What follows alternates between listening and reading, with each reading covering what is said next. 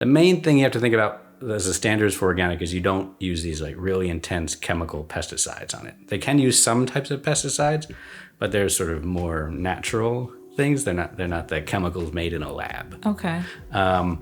When it comes to organic, like I think organic is important for me, but organic tends to be expensive, and I don't think everyone has to buy organic. Really? Yeah, I think organic, ideally you would, because I think organic's not so much about my health, it's about the health of the people growing the food, right? Because the amount of pesticide residues on a piece of produce that's not organic tends to be very, very low. There's some foods that have higher levels. When I used to work at Consumer Reports, we did that work, and we have, if you go on to Consumer Reports website, you can find the foods with the highest levels of contamination versus the lowest. But overall, most foods are pretty low. Okay. But the people who are growing that food, they're spraying those pesticides. So it's unsafe for them. It's worse for them. Got it. Than for us. For the environment, the intensive inputs that have to go into raising conventional food are not so great. And so I think of organic as this is something I'm doing for other people and doing for the world. But for myself, it's not as important for my personal health. So you're saying that is not as important. When you look at packages, what is important? When you look at packages, so if you're buying sort of packaged food, what's really important is to look at how many ingredients are in the food. Okay. Right? You want to always buy foods with as few ingredients as possible.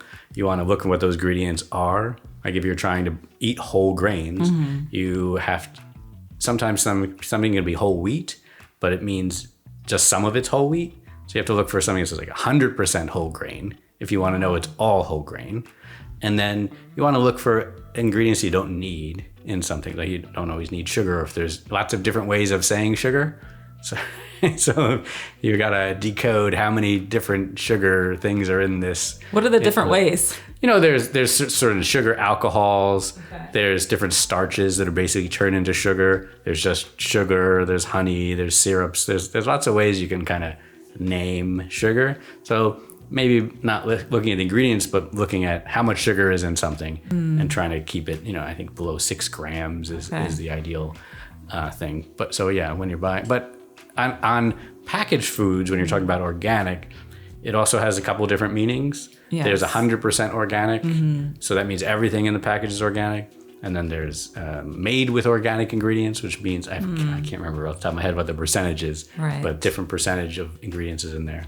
In the Power 5, the idea is as much as you can, you're sticking to the outside of the supermarket, right? Okay. You're buying fruits and vegetables. Usually, if you're buying fish, it's on the outside. And then you're going down a few aisles, right, to get some nuts and seeds and some whole grains, and beans would be in the middle too. So you're really trying to stay outside, but a few aisles you got to go down. So you got to stay with the local